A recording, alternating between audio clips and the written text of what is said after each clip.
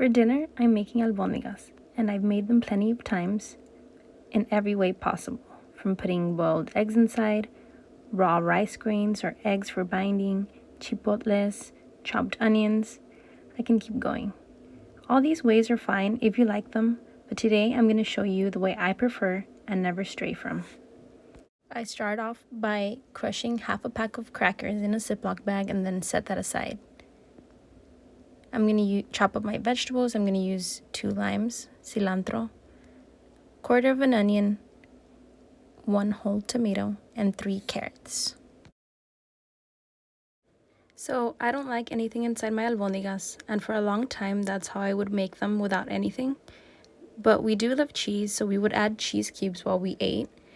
And I had the idea one time of just putting them inside the albondiga, and everyone loved them, so I've been making them that way ever since. Usually I use panela, and today I was at the grocery store and I thought I had some at home. And then I got home and I realized that it was actually queso fresco. So, it's too late. I'm going to use that now and see how that turns out.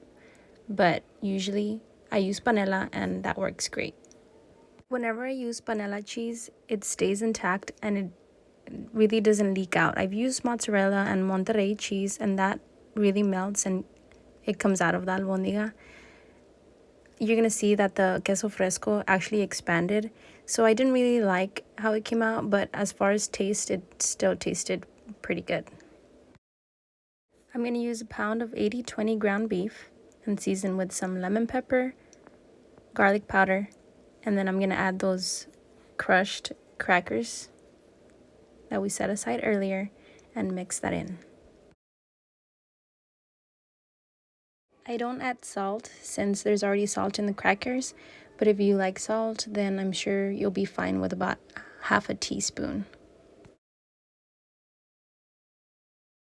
I'm going to start assembling by flattening some meat in the palm of my hand.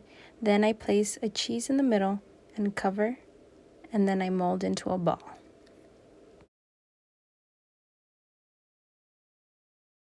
A pound of meat usually yields about 10 albondigas, and when I'm done making them, I place them in the freezer while I wash my hands and put some rice on the stove.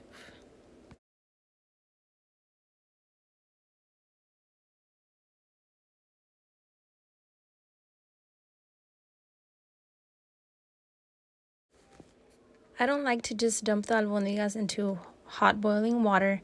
I feel like they really don't have any flavor that way. I sear them in a hot pan that's been lightly oiled for 2 minutes on one side. Then I flip them and sear them again for an additional 2 minutes. This way, trust me, they're going to be very flavorful. And as long as you wait and not move them around, wait until they're nice and seared, they won't get stuck to your pan.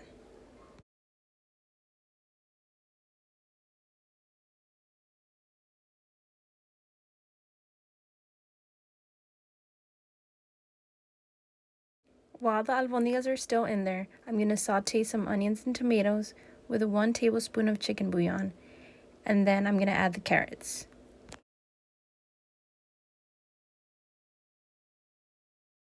So now that my onions have become translucent and my tomatoes have broken up, I add the cilantro with salt, pepper.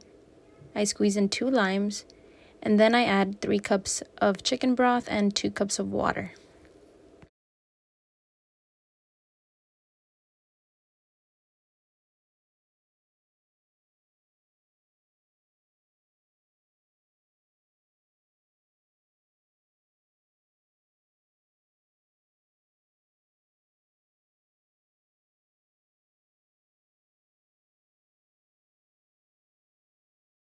So after that, I cover it and leave it on medium-high for 10 minutes, and after that it should be boiling.